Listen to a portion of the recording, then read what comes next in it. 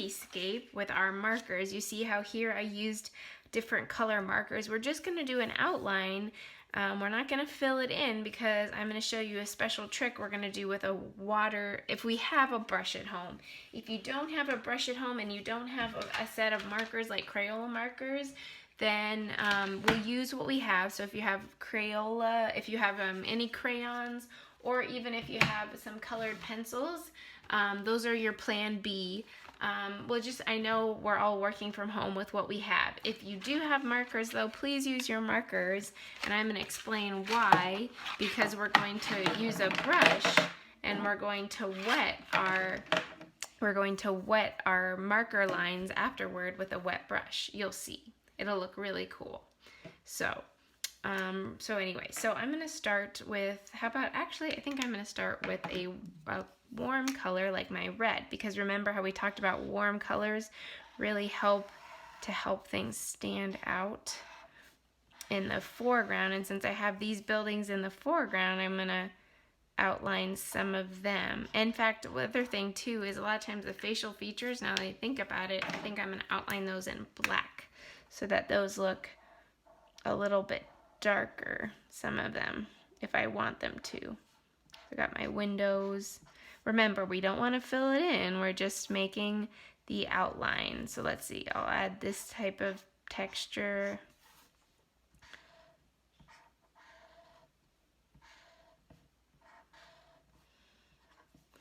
So here I've got my little guy with his glasses. Maybe I want those to be black with the little eyes he's got and a nose. You don't have to do all of the details in black, but it's true. Sometimes I want to do little things like the facial features first, just in black. Got this one with his glasses and little eyebrows. Maybe I'll add a little nose. Oh, and he doesn't have a door, so maybe he'll have a door. I'll make a really tall door for him. And then I'll go and work on these eyes. Remember, you can always erase your lines later. I just like to keep them until I'm finished drawing. I think I'll do these other designs in my colors, but I'm just gonna go finish my facial features so that I've got most of it. Let's see, I'll do my eyes over here.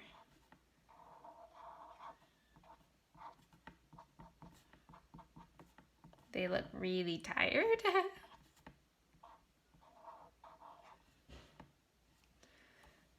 I'll do this person, this building.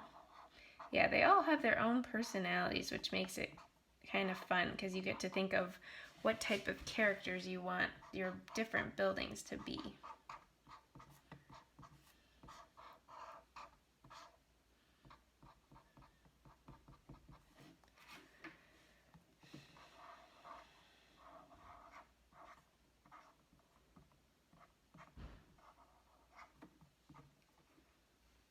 All right, I think I got all the faces, so just this one little guy's eye that's poking out. Maybe I'll make him like have a unibrow.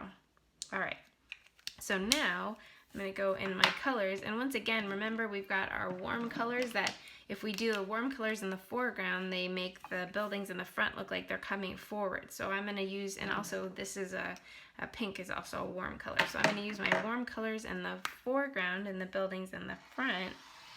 And you want to make a nice thick line because later we're gonna, when we're gonna brush over it in water, and you'll see what happens. Oh, she doesn't have a door, so maybe I'll add a door here too.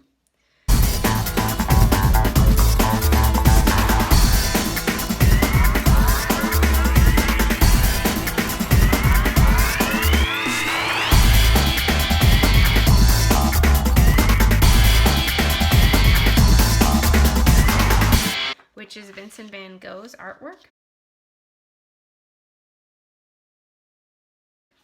So we're going to create these swirling, moving images that looks like visual movement. So we're going to start by making the little stars, and then we're going to make with the yellow, which is our warm color, and then we're going to add some cool colors like blue and some marks with our some different types of lines with cool colors, some purple and blue in the background to make them look like they're moving, like swirling in the background in our sky. So first I'm going to use a yellow marker, or if you don't have a marker, again, you can use a yellow crayon or a pen if that's all you have. I'm gonna make some yellow. Maybe I'm gonna make a big one though for my moon over here.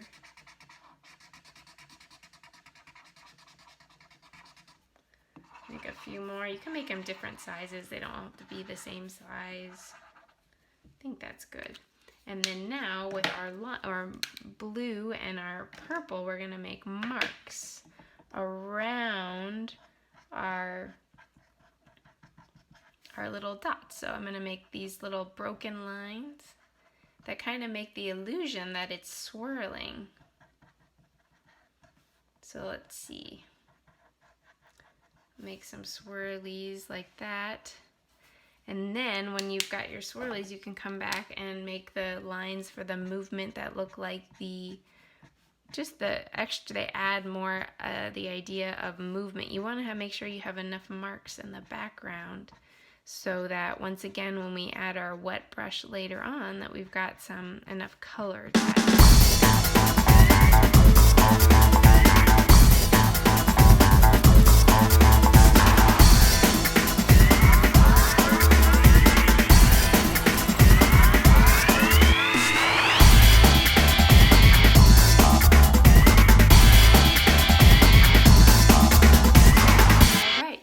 Today we did the second step, which was outlining second and third step. We did the outlining the whole, our buildings in the foreground and even maybe in the middle ground with our markers with a thick outline. And then we didn't fill it in though completely. Because we're going to add water next if we have markers at home. If we don't, then you'll just use what you have if you have crayons or pencils, colored pencils, or maybe even pens. And then we did the background inspired by Vincent van Gogh. Remember, we want to have all the positive space, all the white space of the paper is going to be covered, except these little white spaces in the buildings, which we're going to fill up. I'll show you next in our magic trick. And so if you'd like to keep going ahead, I'll try to post the next step for the next week, but by the end of the second week, the second day of art class, do as best you can to do as much as you can and fill up your whole paper. All right, and we'll check back in with our next video. Thank you.